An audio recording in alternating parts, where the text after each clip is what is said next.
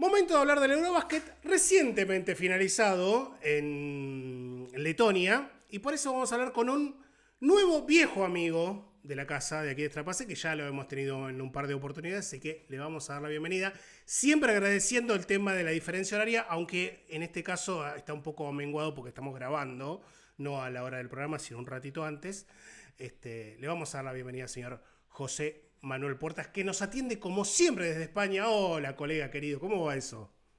¿Qué tal? ¿Cómo estás? No es madrugada en España, es verdad que hemos grabado un ratito antes, pero bueno, bien, encantado siempre de estar con vosotros, ya lo sabes, la verdad es que bien. Bueno, gracias como siempre, José Manuel. Bueno, ¿cómo ha ido? Vos me comentabas que no has estado en lo que es la definición en definitiva, pero has estado en Riga.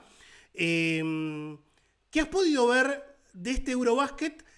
Desde este lado, al menos, la conclusión final es que ha sido un Eurobasket, sobre todo con un cierre deportivo destacadísimo, porque me parece que la final ha sido realmente muy destacada en cuanto a nivel de juego.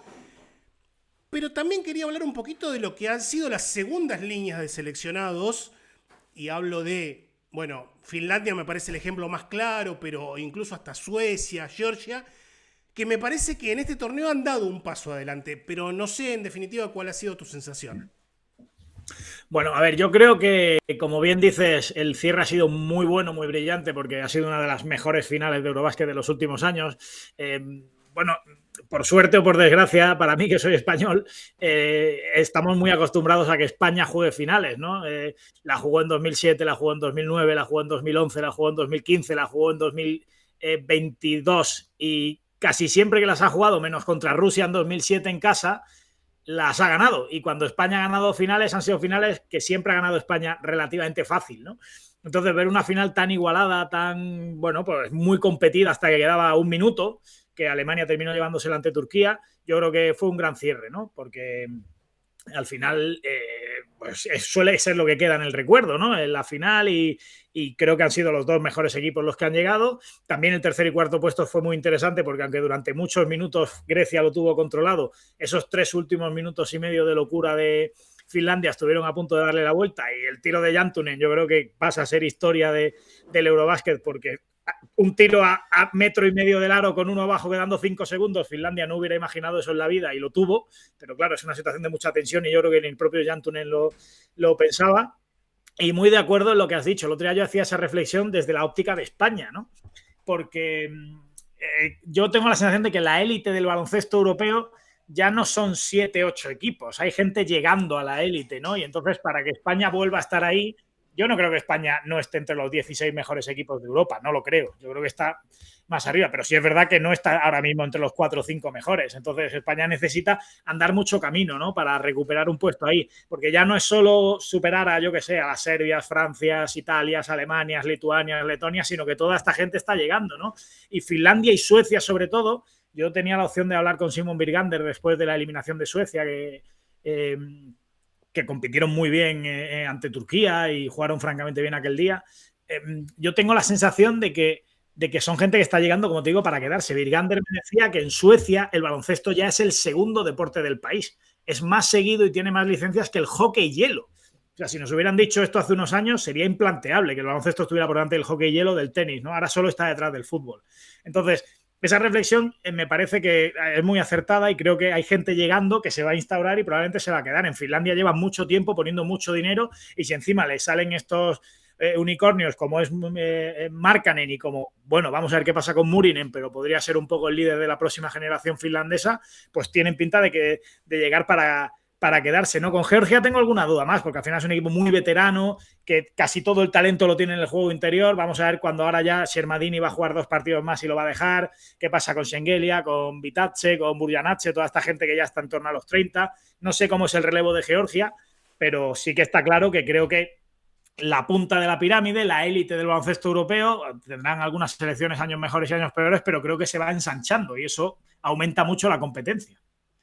Sí, y me parece que también este tipo de torneos, sobre todo en la etapa de definición, en donde al ser a un partido, es como que a los equipos quizá con menor potencial les posibilita o les da mucho más chapa como, o más chance en realidad como para poder superar a un equipo quizá un poco más candidato, te muestra también, me parece, algo que yo creo que en ese sentido se termina hablando poco, y que es la fortaleza mental, que también para ser destacado y para ser el mejor, uno tiene que ser mentalmente fuerte, y es en esos momentos de definición, en esos momentos del mata-mata, en donde de repente equipos con quizá menos talento sacan un poquito más de chapa y tienen el tesón necesario como para poder dar un paso adelante. Y me parece el caso de Georgia, vos bien lo graficabas, un equipo que tiene potencial interior muy importante, cuyos jugadores más importantes son veteranos, pero que no tiene generación de juego. Y me parece que en eso de hacerse una piña sí se han hecho fuertes, al menos en este torneo, porque Georgia ha sido históricamente una decepción. Eso ha sido capaz. Es verdad que estoy muy de acuerdo. Eso es históricamente una excepción. El último Eurobasket, no olvidemos que fue anfitriona de una de las sedes y fue un equipo que se quedó en el camino también. No fue bastante decepcionante, ¿no? Y aquí, pues ha eliminado a España en la fase de grupos y ha eliminado a Francia. Bueno, me parece un torneo muy, muy notable por su parte. Y como bien dices, al final el poder del grupo es importante.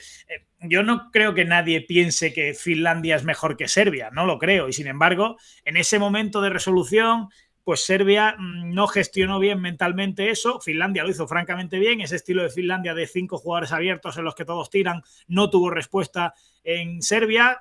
Atacaron muy bien a Nikola Jokic, principalmente con un Elias Valtonen que estuvo muy inspirado. Y lo cierto y verdad es que, bueno, pues esa gestión de los minutos finales de Finlandia le llevó a batir a Serbia, ¿no? Que yo creo que tenemos todo bastante claro que jugador por jugador, pues seguramente sea, si no la primera, la segunda plantilla del torneo con Alemania, ¿no? No creo que Turquía siquiera sea mejor que Serbia, pero luego al final a esto, en la cancha están 5 y hay muchos factores, ¿no? No es solo los 12 mejores con la media del NBA 2K y se hacen un mejor equipo, ¿no? Luego está el factor entrenador, está el factor mental, está el factor presión y creo que se notó mucho especialmente en Serbia-Finlandia. Es verdad que ha sido un torneo, como bien dices, con algunas sorpresas.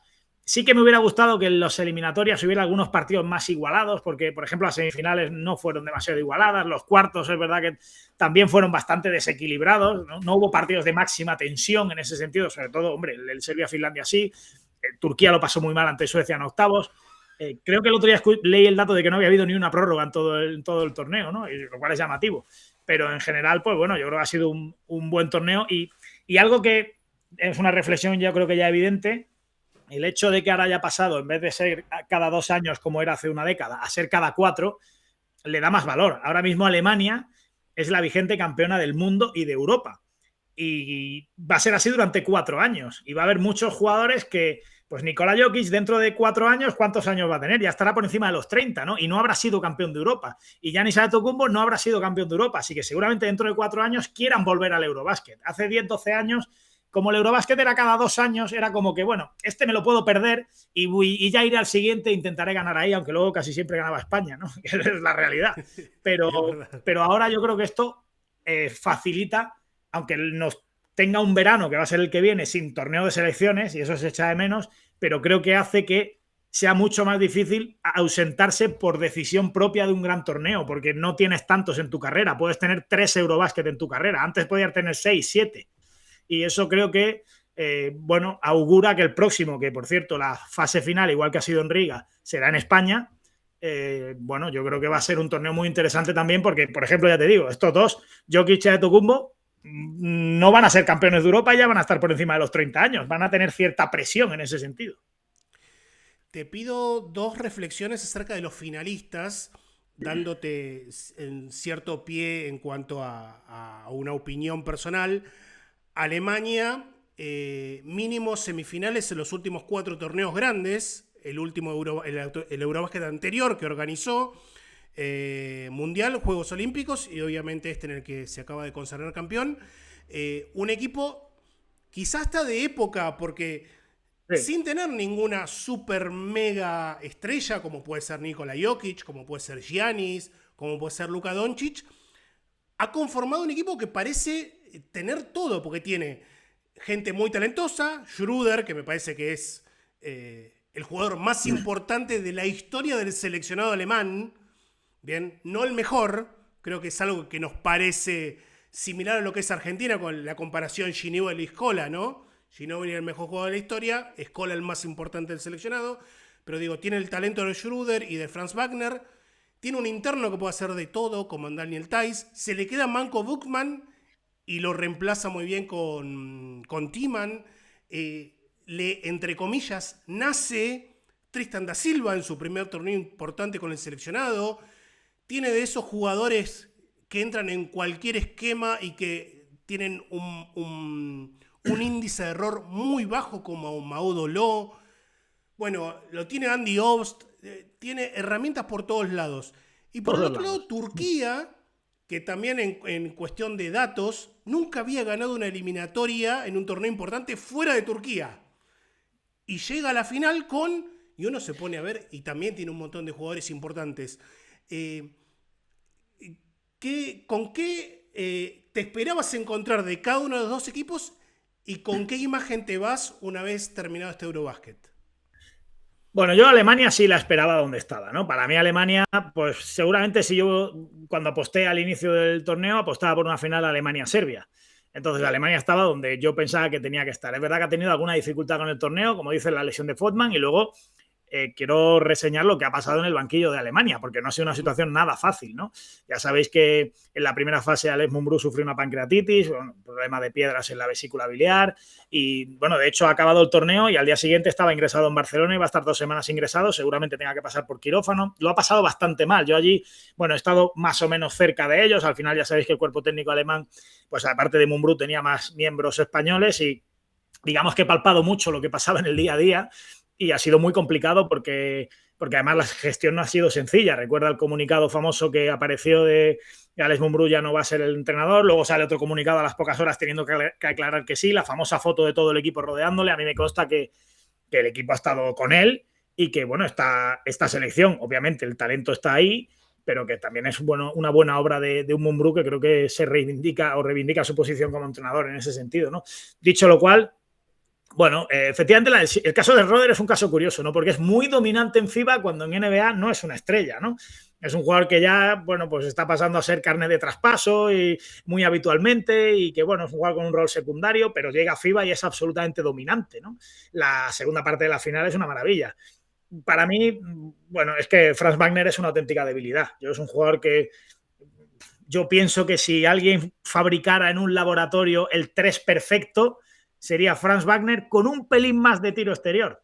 Si tú consigues eso, tienes al 3 perfecto. No necesitas más. Es Franz Wagner con un poquito más de amenaza por fuera, ¿no? Sabes que ahí te hago un paréntesis, hablando hace ya un par de años con Imar Ojeda, el director deportivo de la Alba Berlín, me decía, lo hemos tenido desde muy chico y es impresionante la capacidad para asimilar todo lo que uno le dice.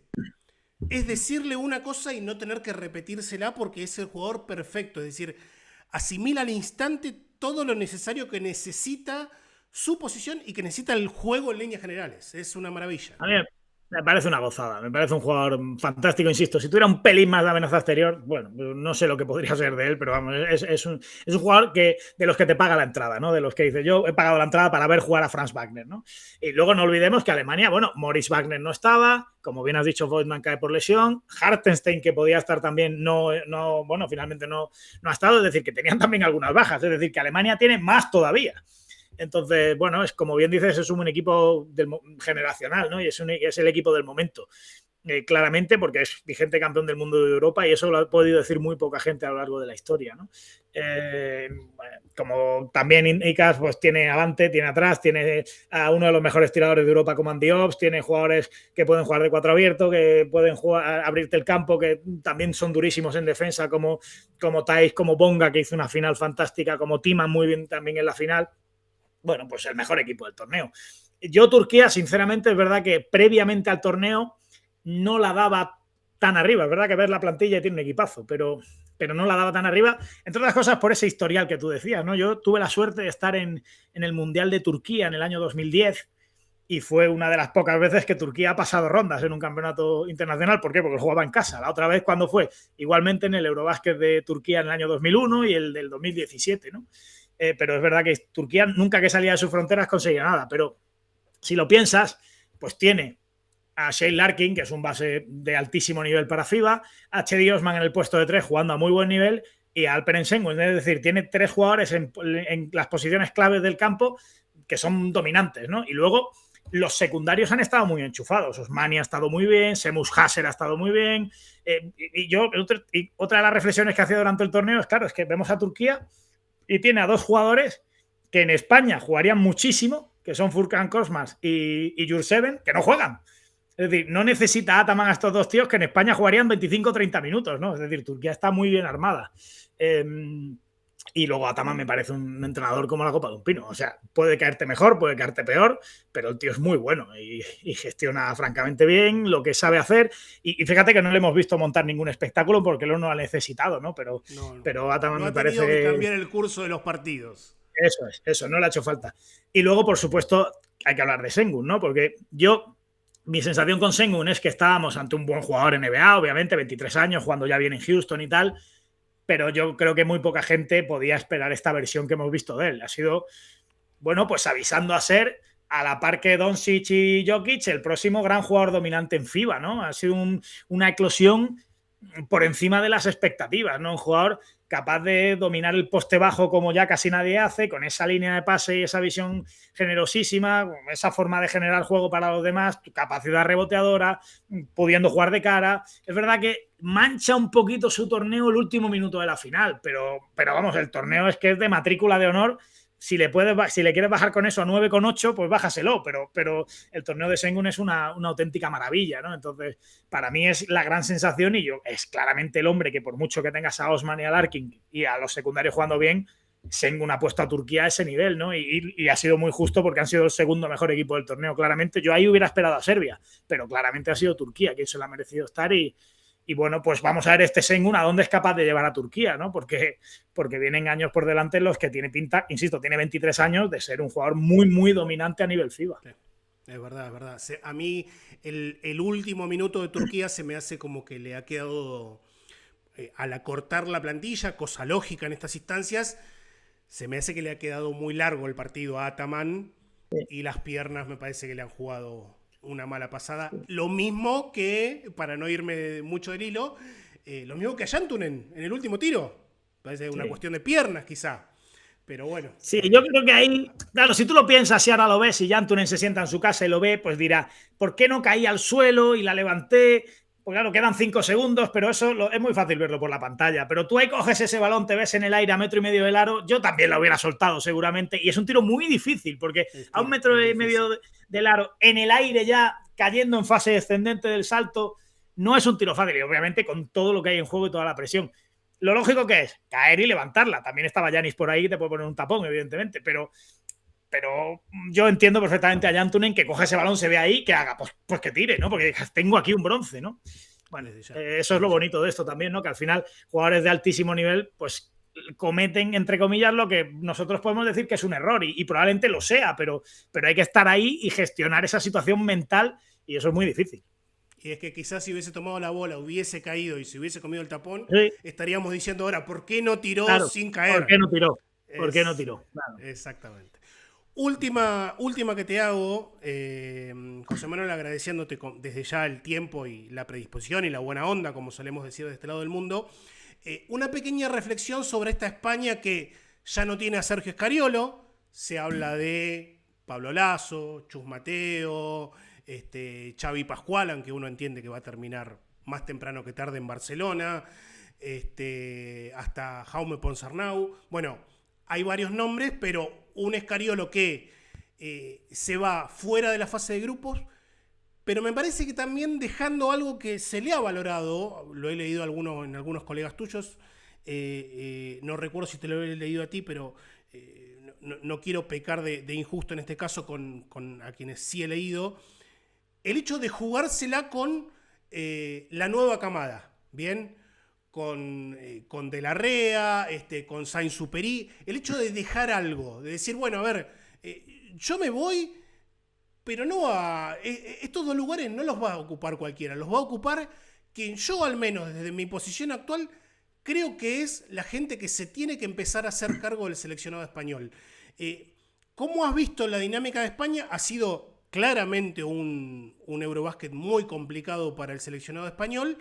Y sobre todo este proceso de recambio que nosotros aquí en Argentina lo conocemos bastante bien. De hecho, el proceso se ha Estáis iniciado en ello todavía. con más Estáis en ello. tropiezos que cosas positivas, pero que en definitiva también hay que decir, a todo seleccionado en algún momento le pasa, y en el caso de seleccionados como el español y el argentino, cuando son muy exitosos, cuando son etapas muy exitosas, se nota mucho más. Quizá otros seleccionados que de repente no están o no han estado tan arriba, la transición les cuesta menos.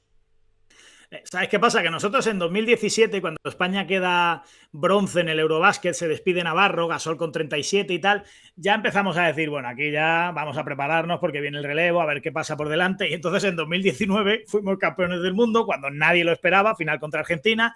Y ya en 2022 se cuadró el círculo cuando España gana el Eurobásquet, ¿no? Que eso sí que es verdad, insisto, que tampoco estaba en ningún plan, ¿no?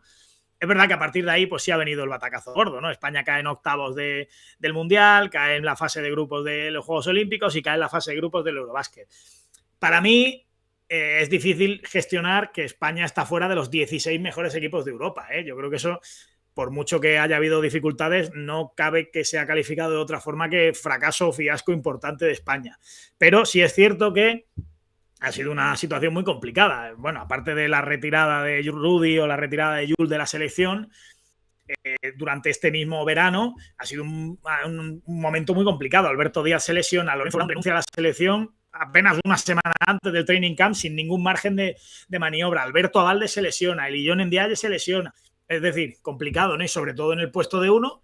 Bueno, yo creo que Sergio Scariolo podía haber hecho dos cosas. Una que era, pues cuando se cae Alberto Díaz, reclutar a otro base veterano sin experiencia en la selección, pues un Dani Pérez, un Lluís Costa, tirar por esa línea Ferran Basas.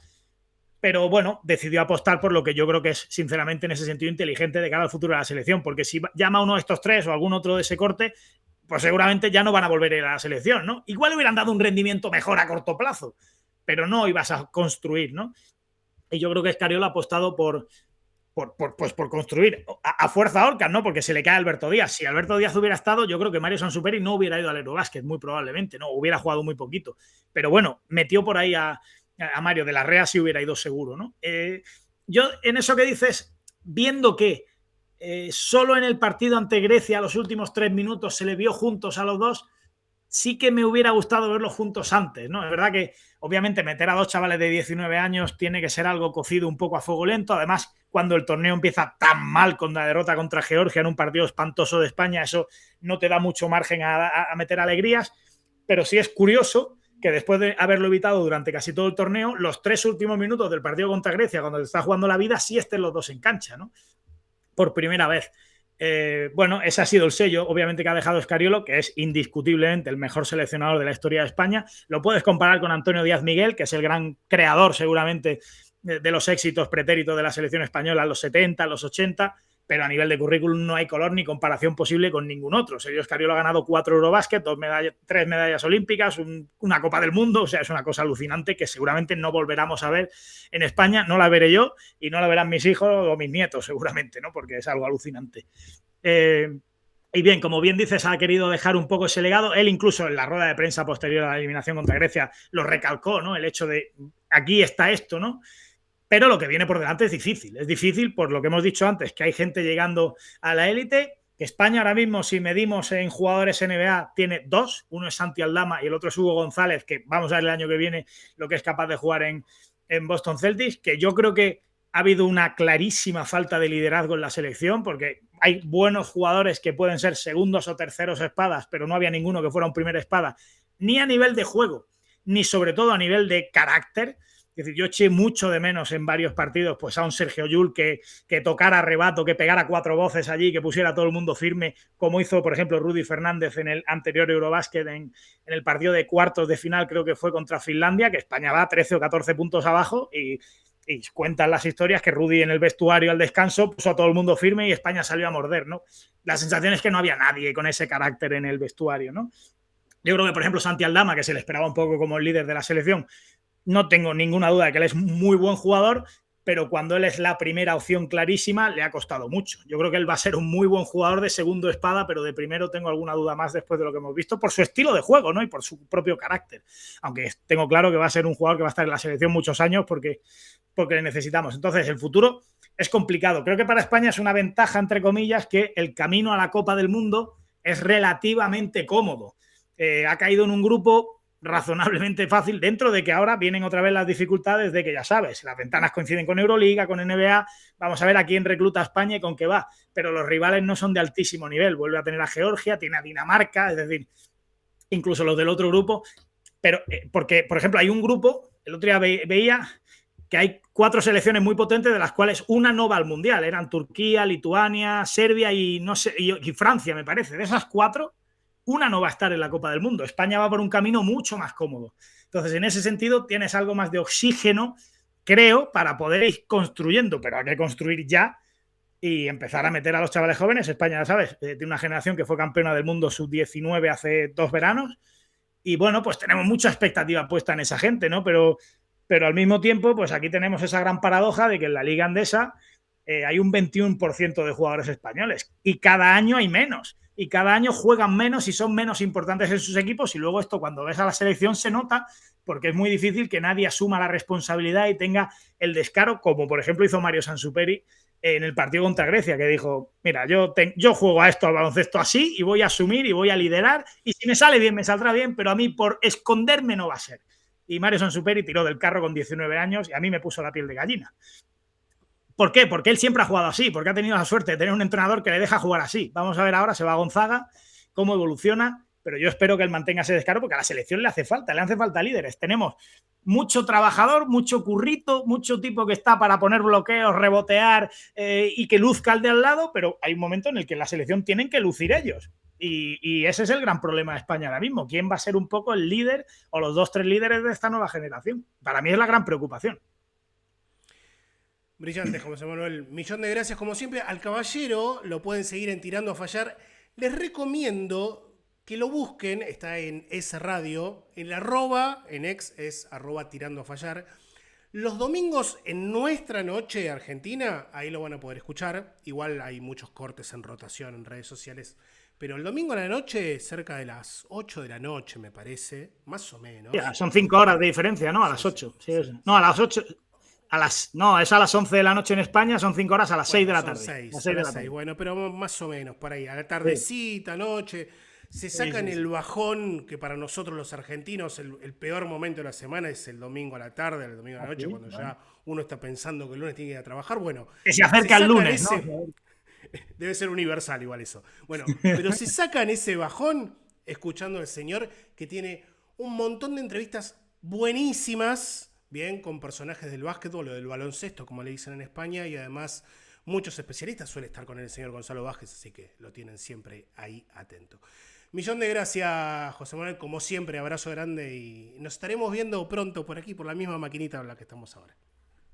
Gracias a ti, como siempre, a seguir hablando de baloncesto, de básquetbol, como queráis, pero siempre que la pelotita naranja nos tenga unidos a uno y otro lado del Atlántico. Un abrazo fuerte. Abrazo grande. Pasó el señor José Manuel Puertas, colega español, hablando de lo que nos dejó él, que estuvo allí en Riga, de lo que dejó este último Eurobásquet.